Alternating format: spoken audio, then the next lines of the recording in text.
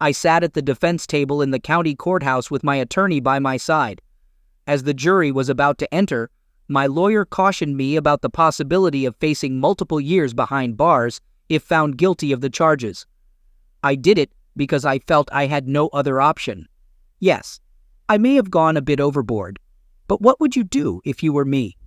I think I need to start from the beginning to make things clear. Do you know why I'm here today? My wife Rose and I got married when we were older. She was 32 and I was 34. Rose was always strikingly beautiful, and I was smitten from the moment we met. After several challenging months, we started dating. I took the relationship seriously, and we got married a year later. We had both been through our share of relationships before, and I thought our age and experiences would work in our favor. Things were good for the first 3 years. Rose didn't work and was happy staying at home. We discussed having kids, and since she enjoyed not working, I didn't pressure her. We were financially stable, and I was eager to begin a family. I preferred she didn't start a career if she would soon leave it to care for our children. Rose was naturally cheerful and sociable, which often led other men to misinterpret her friendliness as flirtation, nearly causing me to engage in altercations. At times I wondered if Rose acted this way to provoke me, but I never took the bait. I hated conflict and always sought to avoid it, adhering to the principle of turning the other cheek. This avoidance of confrontation persisted until 2 months ago. I've always steered clear of fights or challenges, not because I'm weak, as some might think, but because I was following my father's advice from my youth. My academic performance was always strong until we relocated to my current city, far from where I grew up. I had to say goodbye to my teachers, friends, and everything I loved about my old town. I was in 8th grade, and the new school felt large and intimidating.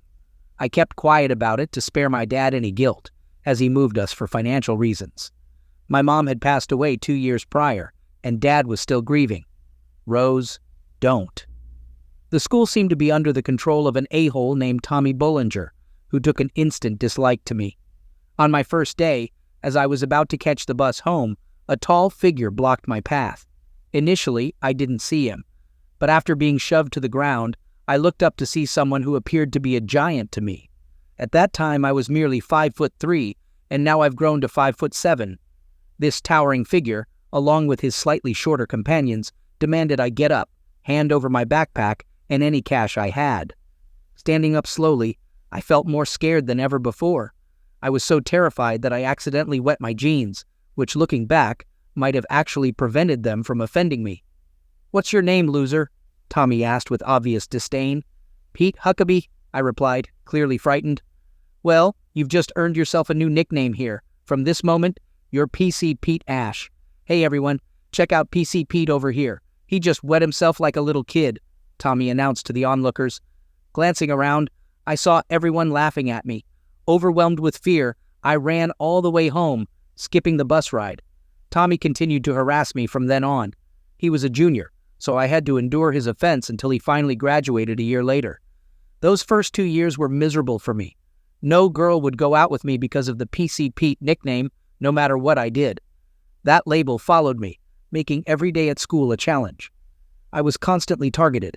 I believed I was a decent person, but the treatment I received at school made me question that. I eagerly awaited Tommy's graduation, hoping for relief from his unending offense. Tommy never showed any kindness towards his victims, including me.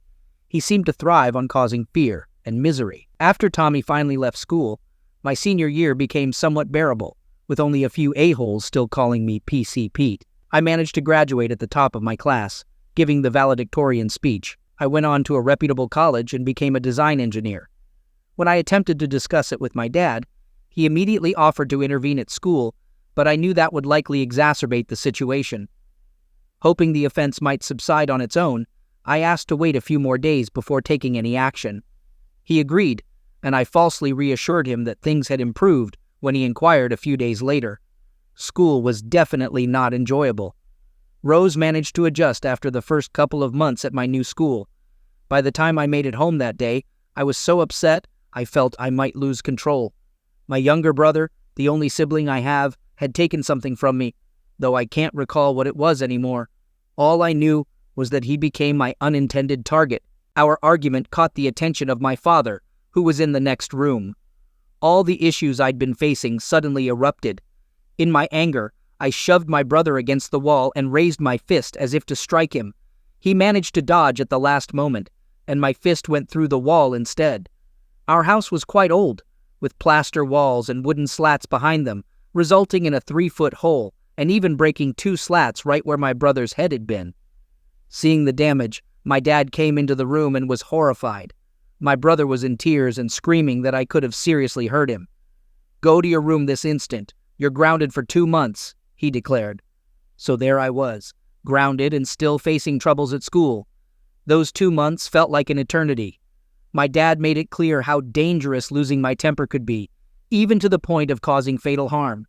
The possibility of seriously injuring my brother was a sobering realization that has influenced me to this day, leading me to prefer walking away over engaging in conflict. Now, with some context about my background, let me share what happened 3 months ago. I usually call home before lunch since Rose prepares it for me, but I forgot to call that day. My workplace is only a 20-minute drive from home, making it feasible to return for lunch within my hour break.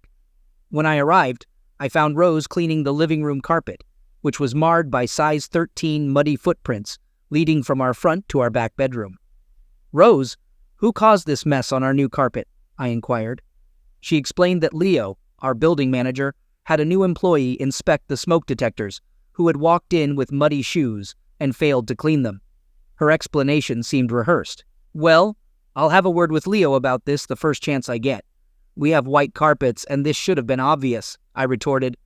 "Don't fuss over it, Peter. I'll speak with him. Let me handle it," she assured me. After finishing my lunch, I didn't give it another thought. Later that week, I saw Leo coming out of another apartment building and called him over for a chat. "Hey Leo, how's it going? It's been some time since we last talked," I said. We casually chatted about sports and the weather until I remembered the incident I wanted to address.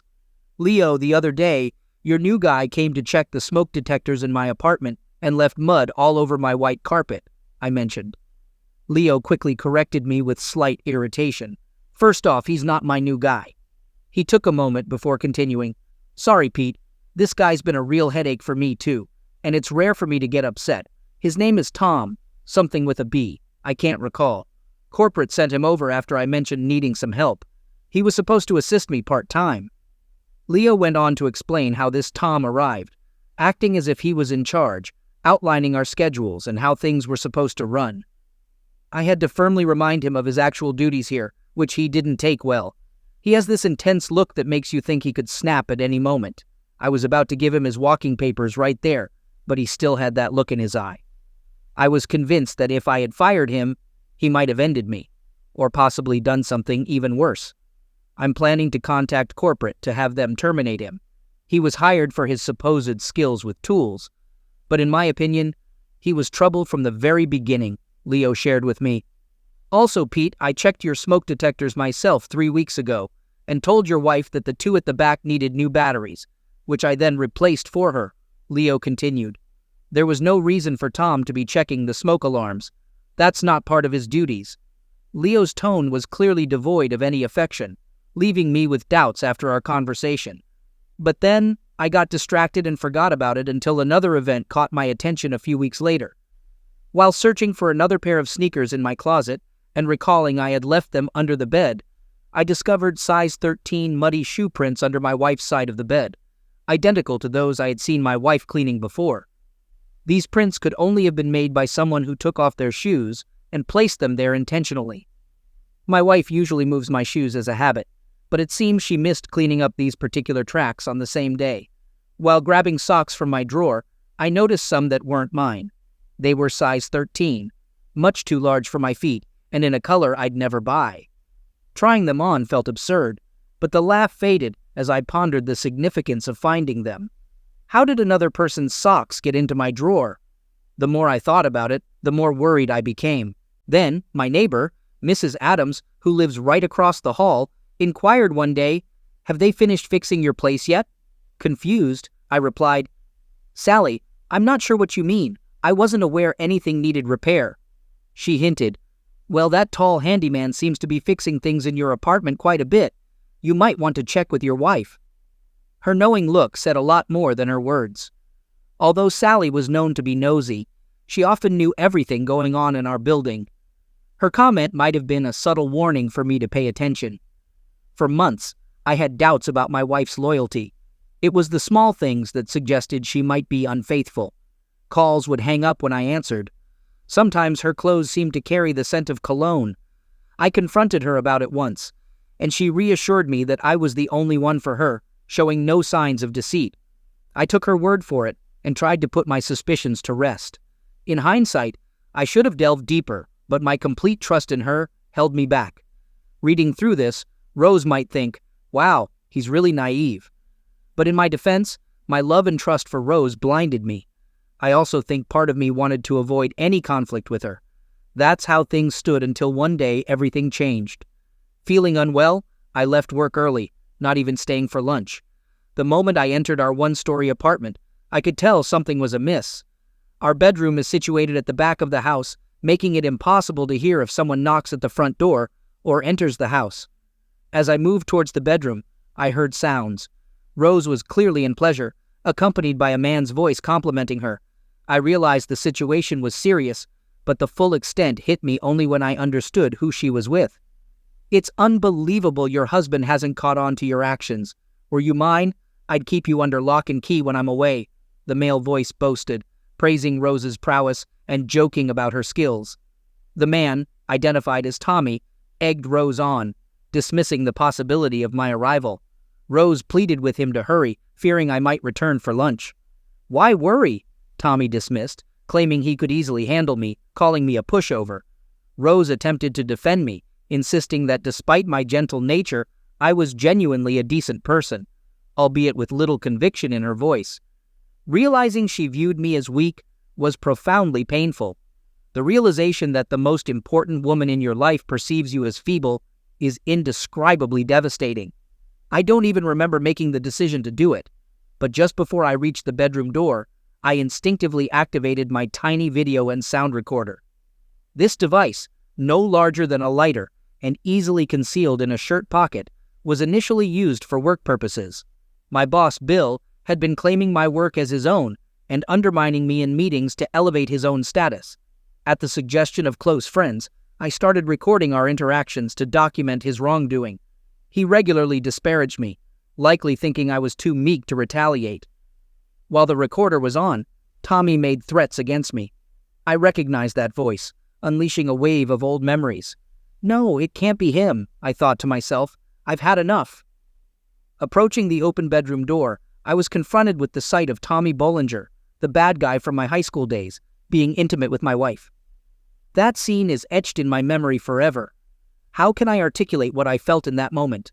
I was paralyzed, witnessing the betrayal by my wife with the very person I loathed more than anyone else. My feelings for my wife turned to disdain, and my hatred for Tommy intensified. I stood there immobile as he continued his actions. Suddenly snapping back to reality, overcome with emotion, I confronted Rose. What do you think you're doing? Get out of my apartment! I shouted at them with a level of anger I'd never heard in my own voice before. The look on my face probably conveyed my fury clearer than any words could. I felt angrier than I had ever been. Rose, for her part, wore a dismissive expression, almost as if to say, "So what? What are you going to do about it? You never act," she seemed to challenge, underestimating my resolve. My wife only showed a flicker of shock before settling into a defiant stare. Tommy, for his part, just stared back at me, starting to laugh dismissively. "You're kidding! You married PC Pete? Wow, now I see why you were never worried," he laughed at me. Rose turned to Tommy with confusion, seeking clarity on the insulting nickname he used for me. "Rose, your pathetic husband was at my high school. He wet himself. That's how we first encountered each other. Obviously, he never shared that story with you. He only brought up that tiny detail to embarrass me in front of my wife, and it seemed to have its intended effect. My wife regarded me as if I was barely a man. Clearly, his tactics succeeded. I used to give him a hard time every week. He couldn't handle even a bit of trouble. After I'm done being intimate with your wife in every way possible, you can try to step up like a real man. But until then, just wait outside until I'm through," he commanded me. My wife simply shifted her gaze between us, silent. In that moment, I was certain our relationship was over. And just so you know, PC Pete, I'm working right now, and your rent checks are paying my wages. So, in a twisted way, you're funding this situation. How's that for a kick in the teeth? Tommy taunted, reveling in the cruelty of his words. He went back to being intimate with my wife, who simply averted her gaze. I'm telling you this once. Get out of my apartment, I shouted at him, bracing myself for any retaliation from Tommy. I was seething with anger, practically trembling. Looks like PCP finally grew a backbone, he said. I'll sort that out. You had your chance to walk away, but now you're going to get something, Tommy threatened, as he disengaged from my wife and moved toward me at the doorway. It's strange, but encountering someone from your school days can trick you into thinking they haven't changed. However, Tommy underestimated me. After high school, one of my college professors suggested I take up martial arts to build my confidence. I found myself enjoying it and started training in judo, kickboxing, and various karate disciplines. I committed to training at the kickboxing club twice a week and hit the gym at least once a week. This has been my routine for the last 6 years. Rose never accompanied me, likely thinking I was just using the stair-stepper or something similar at the gym. In reality, I engaged in sparring sessions twice a week. At first, it was hard to convince me to spar with someone, haunted by the memory of my brother's frightened face when I almost hit him years ago. My instructors explained it as akin to learning how to read without ever opening a book, a comparison that resonated with me. Eventually, I began to spar and became pretty skilled at it. I always held back my power, never wanting to cause harm. My quickness was identified as my main strength. All the anger and frustration that had built up over the years suddenly erupted. When Tommy came at me, his movements seemed sluggish for his size. Dodging to the right, I avoided his blow entirely. That's when I made my move, and I heard cracking sound. I felt no remorse. I was only beginning. Tommy, in pain, tried his best again with his other arm and body, but I simply sidestepped, causing him to fall into the doorframe. Then, standing by his head, I did what I had to. Meanwhile, my wife was screaming from the bed, covered up with only her head visible. I paid her no mind and focused on handling the situation. My actions might seem harsh, but Tommy never showed mercy or restraint to anyone. He was a total a-hole, and I felt no pity as I dealt with him as the enemy he was. Rose watched me, a mix of fear and astonishment in her eyes. Throughout our time together, I had never once shown aggression, even when other men flirted with her. I sometimes wondered if she did that deliberately to test my reaction, thinking of me as weak. However, the look on her face now made it clear she no longer held that belief. She witnessed me taking down a guy who's been spreading lies about me, all while she provocatively engaged with other men in my presence. I was fully aware of her intentions. Remember the time at the downtown bar? I didn't intervene because I thought that's what you wanted, but if you've ever questioned whether I was as tough or strong as those other guys, well, they might be physically bigger, but they're just as beatable as your a-hole boyfriend. And now, Rose, understand this. A true man knows when to walk away from a fight, confident in the victory he could have claimed. My temper almost led to a tragic incident with my younger brother Billy once, teaching me the importance of controlling it. That's the hallmark of a genuine man, not the disgraceful behavior displayed by the guy now lying on the ground. You made a fundamental error, Rose, in mistaking my gentleness for weakness, I explained to my wife. I've always shown you love and respect, but that's all in the past now. You've betrayed me, Rose, and I need you to leave as soon as I'm out. Your next steps don't concern me. If you ever come back here, I'll ensure the consequences are far worse than what your boyfriend experienced. My words were fueled by the deepest anger I've ever felt towards her. All she did was stare back at me with wide eyes, speechless. Without another word, I left our apartment, resolved never to interact with her again. For some odd reason, I went back to work, which strangely felt more like home than my actual apartment did. About 30 minutes later, the police showed up and escorted me downtown. News had rapidly circulated about how I had defeated a much larger man, sending him to the hospital. The altercation with Tommy didn't even leave me with a scratch or feel like a real workout. As the police were handcuffing me, I warned my boss, Bill, "You're next, you traitor. I'll be back," channeling the same intense anger I harbored towards Rose. He looked scared after catching wind of the rumors about the tough guy who I had fought. I spent the rest of the day at the police station until a good friend bailed me out. When I got back to work, I decided to confront my boss, thinking I had nothing left to lose. However, I learned he had resigned and wouldn't be coming back. Then I was called into a meeting with the company's president. "Peter, I respect your work, but you can't be getting into fights and intimidating my staff," he told me. I shared the details of the incident in my apartment and my boss's actions, mentioning I had video evidence of him stealing my ideas and designs. He didn't say much, but gave me a knowing smile. "Peter, I always sensed you had a strong character hidden behind that calm demeanor," he said. "Bill was a problem, and his departure was inevitable. You've actually done us a service. Plus, you're unique in developing 3 distinct proposals for budget-minded clients, including all the costs and labor estimates. When Bill tried to pass off your work as his own, it was clear he was fraudulently claiming your achievements as his," he shared, smiling wider. "Here's my lawyer's contact information. He's excellent and can assist with both the offense charges and your divorce. Once everything's settled, and assuming you're not incarcerated, your position here remains secure. However, you need to keep your distance from this place until all legal matters are concluded." "Peter, did you actually take down those big guys? And was one of them involved with your wife?" he asked, his smile growing. "Yeah, but the whole thing was over in about 2 minutes. Hardly broke a sweat," I replied, chuckling.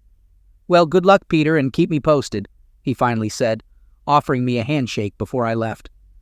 Back at my apartment, I found it empty. Carrie had cleared out her belongings. I wasn't bothered by what she took, but in a rush of anxiety, I hurried to the bedroom to check. And there it was, next to the dresser, my little pocket recorder still running. This brings me to where I am now, in a courtroom, waiting for a jury of 12 to decide if I'll be spending my lunchtimes behind bars for the next 6 to 10 years. I braced for any outcome, not expecting an acquittal given how badly Tommy had gotten to me. I faced a slew of charges framed in complex legal jargon.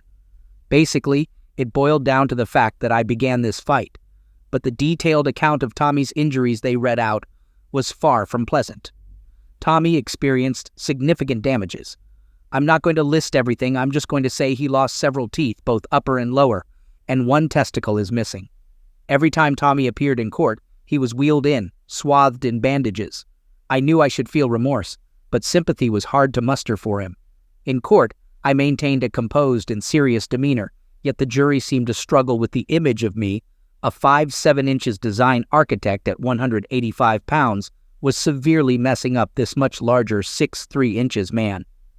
As the jury filed in and took their seats, I looked up, awaiting their verdict. The jury foreman stood up as the court was called to order, and when the judge asked if they had reached a verdict, the foreman confirmed, "Yes, Your Honor." He announced that I was found not guilty on all charges, causing a stir in the courtroom. He even winked at me, which took me a moment to fully grasp. The company's president then turned around to congratulate me and suggested I take the rest of the week off, planning to see me back at work on Monday. I thanked him, receiving congratulations and hugs from friends and others. Leo was also there, cheering me on, and even making a rude gesture towards Tommy, who had a memorable look on his face. As I left the courtroom with my lawyer, I couldn't resist gesturing rudely at Tommy myself, noticing his desire for revenge despite his current incapacity. His glare was empty threats. Walking out, I couldn't help but smile, feeling liberated and completely vindicated. As I made my way out of the hallway, I spotted the jury foreman waiting for me. He signaled for me to come over for a chat.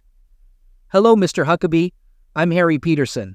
It's a relief you were cleared of all charges. The jury unanimously felt you acted in self-defense. From my perspective, you had nothing to fear. That's why I accepted the role of foreman, to ensure your freedom. The video evidence of the incident was the clincher we needed," he shared quietly. Confused, I questioned his motives, to which he responded with a smile, offering his hand for a shake. "Mr. Huckabee, I went to your high school a year before you. I remember how Tommy treated people, myself included. Tommy picked on me until my mother transferred me to another school. He turned my life into a nightmare as long as I was there, causing trauma to many others too. He didn't even recognize me. I saw what he did to you as well. In the end, he got what was coming to him. Good luck going forward, Peter. Just remember, not every a-hole gets to win, Just look at Tommy." He shared this, then walked off with a big grin. Right after, my wife approached, hoping to talk. I refused, suggesting she move on because I planned to as well. "I do love you, Rose, but I can't ever go back to how things were. It's too painful to even put into words." With that, I walked away, leaving her behind in the hallway. The video I recorded captured Tommy mocking me and refusing to leave, while my wife remained silent. The jury interpreted her silence as agreement with my side of the story. Tommy was told to leave once more, but Rose didn't react. Then, he jumped on me. The video shows the fight right up to the point where I pushed him into the doorframe, after which the recorder ended up face down next to the dresser. Watching the playback and listening to the audio from when the police arrived, it was clear my wife claimed I instigated the altercation. Later on, you could hear her rehearsing to herself the conversation she planned with me, fabricating her version of events. It seemed she felt no remorse for her infidelity. Importantly, Tommy inadvertently confessed on the recording that he was engaged in personal activities on company time, meaning his employer's insurance wouldn't cover his injuries. Last I heard, he ended up in a rehab facility far away due to his behavior. Tommy's life was forever altered. His family had to pay for his medical expenses. Moreover, upon my return to work that next Monday, I discovered my office had been cleared and my belongings had been relocated to Bill's former office. I had taken over Bill's previous position, effectively becoming my own boss, which felt incredibly rewarding. Additionally, I suddenly found myself gaining attention from the women at work. Within my first week in the new role, 4 of them approached me to ask me out on dates. Yes, they were the ones who asked me out. Can you imagine that? Later on, I discovered that the company president had been spreading rumors about me being a former Special Forces operative who occasionally worked as a government spy when not busy with design projects. My colleagues, especially the women, were all over this story, leading to me being seen as some sort of enigmatic figure. Quite the turn of events. After the divorce from Rose, I've started dating a few women from work, as well as others outside the office. I do miss her, but remembering her with Tommy makes it impossible for me to want to reconnect. I'm grateful for everyone who's reached out or considered sharing their own stories or those of others with me. Stay safe.